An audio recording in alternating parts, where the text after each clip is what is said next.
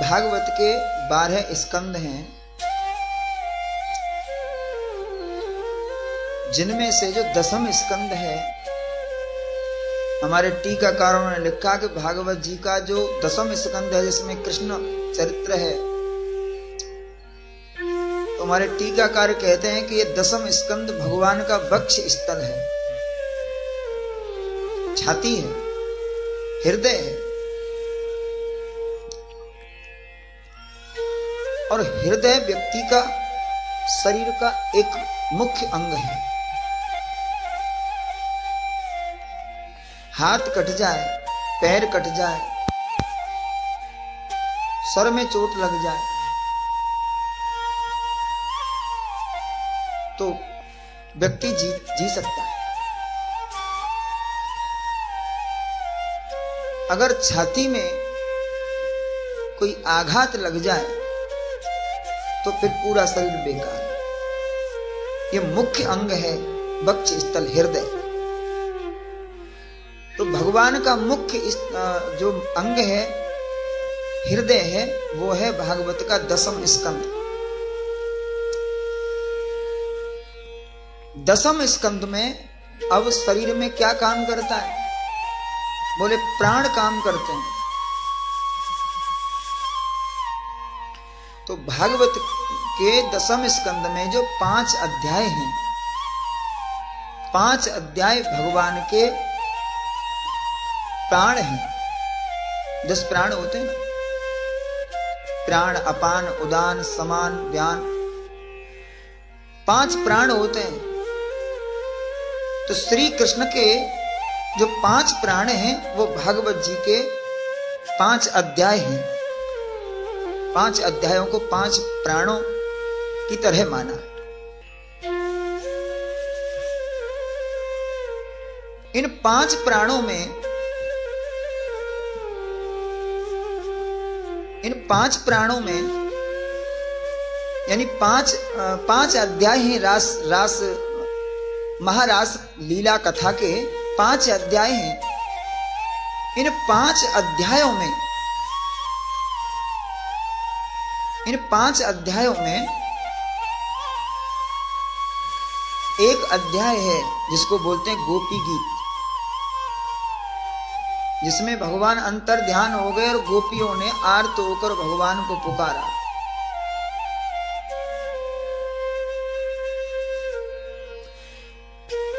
तो पूरे प्रथम अध्याय से यानी प्रथम स्कंद से लेके और 12 स्कंद तक जितने 335 अध्याय, उनमें सबसे ज्यादा महिमा, सबसे ज्यादा महत्व रास लीला का, महारास लीला। और लोगों ने, कुछ मूर्खों ने जानबूझकर इसको एक अलग रंग दे दिया।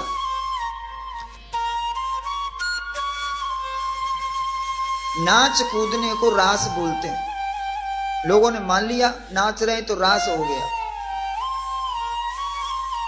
जो नाच रहे हैं वो रास हो गया।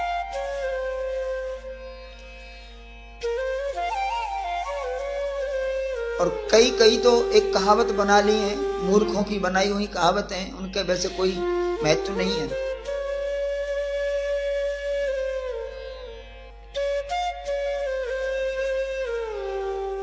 तो तरह तरह की, वैसे मैं मंच से नहीं बोलना चाहता ऐसी अभद्र भाषा। तो रास लीला को जब रास का शब्द आता है तो लोगों के दिमाग में एक अजब सी बात आती है। बोले रास क्या हो?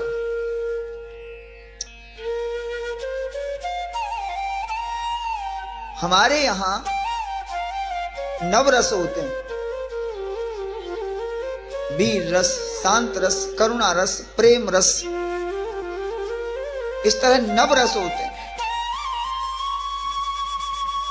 और इन सभी रसों में जो रस सम्राट है वो क्या है? बोले प्रेम रस।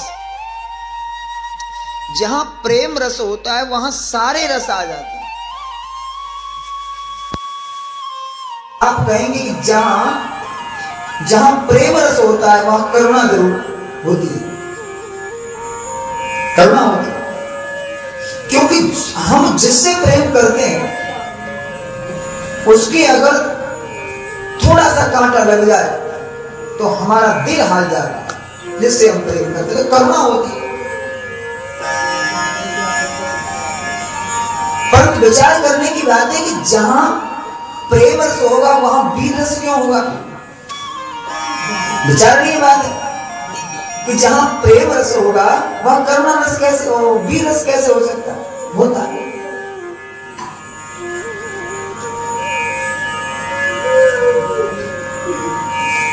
जब दो प्रेमी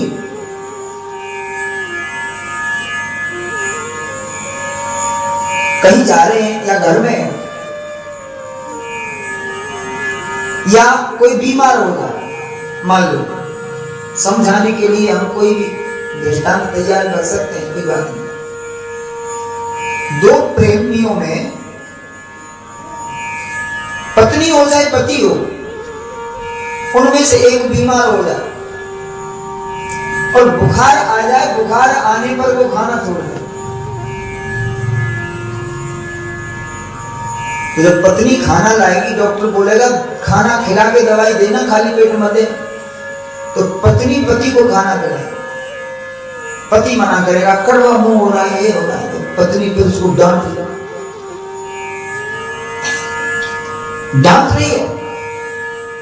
लेकिन उसकी डांट में प्रेम है।